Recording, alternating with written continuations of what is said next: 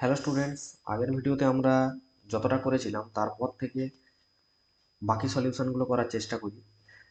আগের ভিডিওতে কিছু টেকনিক্যাল প্রবলেম থাকার জন্য সম্পূর্ণ ভিডিওটি হয়ে ওঠেনি। তো দেখে নাও বাকি প্রশ্নগুলোর যে উত্তর। তো দেখো, R1:R2 আমাদের বের করতে বলেছিল, তো সেখানে আমরা লিখেছিলাম যে v² বাই p1, আর এর ক্ষেত্রে লিখেছিলাম v² বাই p2। তো দুজনের যে ক্ষমতাটা দেওয়া ছিল সেটা দেখো, প্রথম ক্ষেত্রে দেওয়া আছে 100 ওয়াট, আর দ্বিতীয় ক্ষেত্রে দেওয়া আছে 40 ওয়াট। তাহলে এখানে লিখতে পারি যে v²/100 ওয়াট, আর এদিকে লিখো v²/40। তাহলে v² তো ক্যান্সেল হবে, আর এদিকে একটা শূন্য একটা শূন্য, অর্থাৎ 2×5=10 এবং এদিকে 2×2=4। তাহলে R1 আর R2 যে রেশিওস, তাহলে প্রথমে এদিকে পাচ্ছি 1/5, এদিকে পাচ্ছি 1/2, তাহলে কোনাকুনি গুণ করতে হয়। তাহলে R1:R2 কত হবে? 5:2 হবে এটার অ্যান্সার।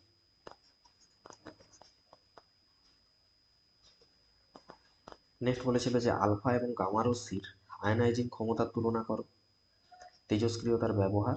তো এখান থেকে যে বাকি প্রশ্নগুলো আছে সেগুলোর অ্যান্সার আমরা দেখে নিচ্ছি, চলো।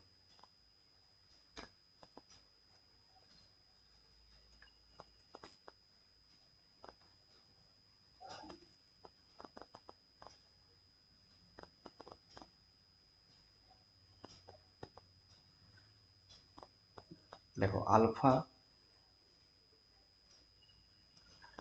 বিটা রশ্মির আয়নায়ন ক্ষমতার আধানের যে তুলনা, দেখো আলফা রশ্মির আয়নায়ন ক্ষমতা হয় সর্বোচ্চ, সেদিক দিয়ে আবার বিটা রশ্মির আলফা রশ্মির থেকে কম, কিন্তু গামা রশ্মির থেকে বেশি, এরকম হয়ে থাকে। এবং আধান কি হয়ে থাকে? আলফা রশ্মির আধান হয়ে থাকে পজিটিভ এবং বিটা রশ্মি হচ্ছে নেগেটিভ।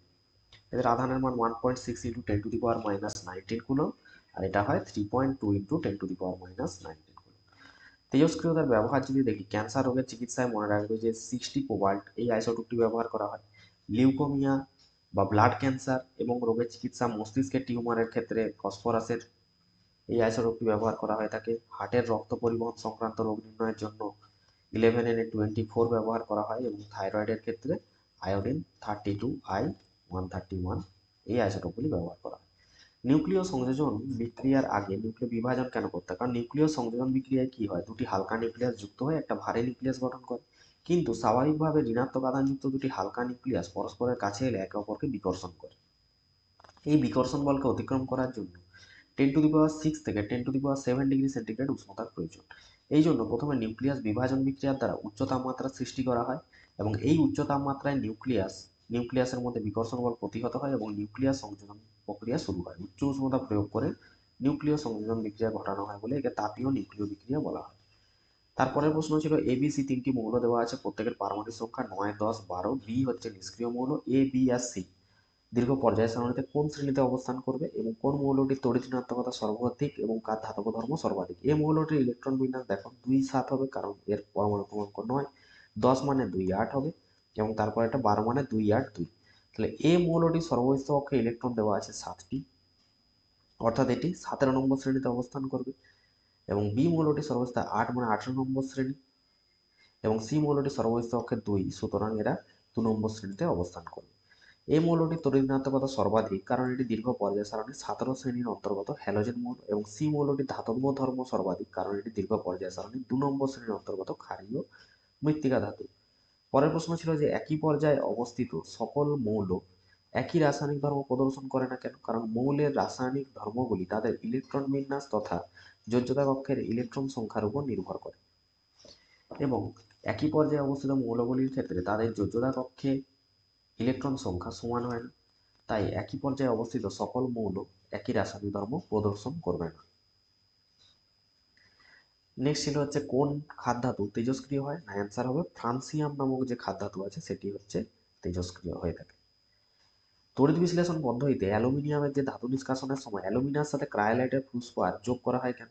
আর তড়িৎ বিশ্লেষণ পদ্ধতি অ্যালুমিনিয়াম ধাতু যে নিষ্কাশন করা হয়, তাহলে বিশুদ্ধ অ্যালুমিনিয়ার সাথে ক্রায়োলাইট 60% এবং ফ্লুওস্পার 20% যোগ করে তড়িৎ বিশ্লেষ্য রূপে ব্যবহার করা হয়। কারণ এক হচ্ছে, দেখো যে বিশুদ্ধ অ্যালুমিনিয়াম গলনাঙ্ক হয়ে থাকে 2050 ডিগ্রি সেন্টিগ্রেড। এই পরিমাণ সৃষ্টির জন্য প্রচুর বিদ্যুতের প্রয়োজন হয়, অত্যন্ত খরচ সাপেক্ষ। এত অধিক তাপমাত্রায় অ্যালুমিনিয়াম তড়িৎ বিশ্লেষণের ফলে উৎপন্ন অ্যালুমিনিয়ামের কিছুটা বাষ্পীভূত হয়ে বিক্রিয়া পাত্র থেকে নির্গত হওয়ার ফলে অ্যালুমিনিয়ামের অপচয় হয়। আবার 20% অ্যালুমিনার সাথে 60% ক্রায়োলাইট, 20% ফ্লুওস্পার মিশিয়ে তড়িৎ বিশ্লেষণ করা হয়, তখন এই অ্যালুমিনিয়ার গলনাঙ্ক কোথায় চলে আসে? 950 ডিগ্রি। অর্থাৎ দেখা যাচ্ছে যেটা 2000-এ হচ্ছিল সেটা 950-তে করা যাচ্ছে। ফলে বিদ্যুতের খরচ অনেক কমে যাচ্ছে এবং বাষ্পীভূত হওয়ার যে সম্ভাবনা অ্যালুমিনিয়াম সেটাও থাকছে না। আবার ফ্লুওস্পার গলিত তড়িৎ বিশ্লেষণের যে সান্দ্রতা কমিয়ে গলিত তড়িৎ বিশ্লেষণের মধ্যে আয়নের চলাচলকে ত্বরান্বিত করে। ফলে তড়িৎ বিশ্লেষণের তড়িৎ পরিবাহিতা বৃদ্ধি পায় এবং তড়িৎ বিশ্লেষণ দ্রুত ঘটে। নেক্সট প্রশ্ন ছিল যে তড়িৎ লেপন কাকে বলে? তড়িৎ বিশ্লেষণ পদ্ধতিতে রাসায়নিকভাবে অধিক সক্রিয় কোনো ধাতব বস্তু বা ধাতু সংকরের তৈরি কোনো বস্তুর উপর কম সক্রিয় অন্য ধাতুর প্রলেপ দেওয়াকে আমরা বলে থাকি তড়িৎ লেপন। উৎপন্ন উপযুক্ত রাসায়নিক বিক্রিয়ার সাহায্যে দেখাও যে H2S বিজারক। খুবই ইম্পর্টেন্ট প্রশ্ন। না, অ্যাসিডযুক্ত পটাশিয়াম ডাইক্রোমেটের কমলা বর্ণের জলীয় দ্রবণে যদি আমরা H2S গ্যাস চালনা করি তাহলে কি হয়? পটাশিয়াম ডাইক্রোমেটটা সবুজ বর্ণের ক্রোমিক সালফেট উৎপন্ন করে Cr2SO4 এবং লবণে পরিণত হয়। দ্রবণের বর্ণ সবুজ হয় এবং H2S বিজারক পদার্থ হিসেবে কাজ করে। তো এই বিক্রিয়াটা দেখে নেবে তোমরা। নেক্সট ছিল নাইট্রোজেন সংবদ্ধকরণ বা আবদ্ধীকরণ কিনা প্রাকৃতিক বা কৃত্রিম উপায়ে বায়ুমণ্ডলের নাইট্রোজেনকে ব্যবহার করে উপযোগী যৌগে রূপান্তর করার প্রক্রিয়াকে বলা হয় নাইট্রোজেন আবদ্ধীকরণ। অসম্পৃক্ত হাইড্রোকার্বন জিনিসটা কিনা যে সমস্ত হাইড্রোকার্বন যৌগের অণুতে কমপক্ষে দুটি কার্বন পরমাণু কি হবে? সমযোজী দ্বিবন্ধন অথবা ত্রিবন্ধন দ্বারা যুক্ত থাকে, তাকে আমরা বলে থাকি অসম্পৃক্ত হাইড্রোকার্বন। এটি দু প্রকারের হয়, অ্যালকিন আর অ্যালকাইন। তাহলে ইথিলিন যে অসম্পৃক্ত, কি প্রমাণ? না, ইথিলিন বা ইথিনল দুটি কার্বন পরমাণু পরস্পর সমযোজী দ্বিবন্ধন দ্বারা যুক্ত থাকে এবং প্রতিটিতে দুটো করে হাইড্রোজেন পরমাণু এক বন্ধন দ্বারা যুক্ত থাকে। দেখতে পাচ্ছ যে দুটো কার্বন পরমাণু দ্বিবন্ধন দ্বারা যুক্ত আছে, অর্থাৎ এর থেকে প্রমাণিত হলো এটি অসম্পৃক্ত হাইড্রোকার্বন। ডিনেচার্ড স্পিরিটটা কি? না, রেকটিফাইড স্পিরিট তথা ইথাইল বা ইথানলকে বা ইথাইল অ্যালকোহলকে পানীয় রূপে ব্যবহার করা অযোগ্য করার জন্য এর সাথে 10% মিথাইল অ্যালকোহল, সামান্য পিরিডিন, রবার নির্যাস, ন্যাপথা মিশিয়ে বিষাক্ত করা। এই মিশ্রণকে বলা হয় মিথিলেটেড স্পিরিট বা ডিনেচার্ড যে স্পিরিট। পেন্ট বার্নিশ করার কাজে বিভিন্ন শিল্পে স্পিরিট ল্যাম্পে ব্যবহার করা হয়। পরের প্রশ্ন ছিল এ আর বি দুটি করে কার্বন পরমাণু যুক্ত দুটি অসম্পৃক্ত হাইড্রোকার্বন। ব্রোমিনের সঙ্গে বিক্রিয়ায় এতে প্রতি অণু এক অণু ব্রোমিন এবং বিতে হচ্ছে অণু প্রতি 2 অণু ব্রোমিন যুক্ত হয় এ বির গঠন সংকেত লিখতে। তাহলে এই দুটি করে কার্বন পরমাণু যুক্ত অসম্পৃক্ত হাইড্রোকার্বন বলতে ইথিলিন আর অ্যাসিটিলিনকে বোঝায়। তাহলে এটি হবে ইথিলিন, দুটি বললে ইথিলিন এবং তিনটি বন্ধন হলে অ্যাসিটিলিন।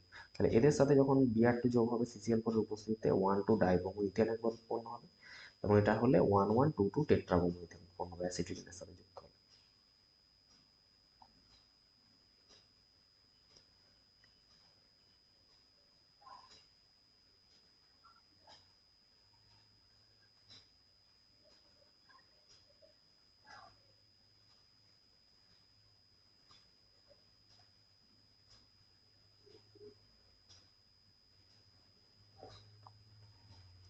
তাহলে দেখো আমরা এই অথবার প্রশ্নটাও আলোচনা করলাম, ইথিলিনের যে প্রশ্নটা সেটাও আলোচনা করে নিয়েছি এবং এখানে দেখো এটার নামকরণ কি হবে? মিথ, ইথ, প্রোপ আর ডবল এইচ গ্রুপ আছে মানে প্রোপানোইক অ্যাসিড। তাহলে এটা লিখে নেবে propanoic acid.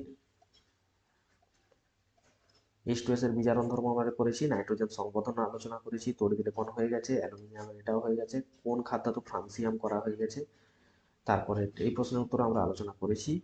A B C তিনটি মৌলের পরমাণু ক্রমাঙ্ক এটিও আলোচনা হয়েছে। এক্স রশ্মি নির্গমনে পরমাণু ক্রমাঙ্কের কোনো পরিবর্তন হয় না।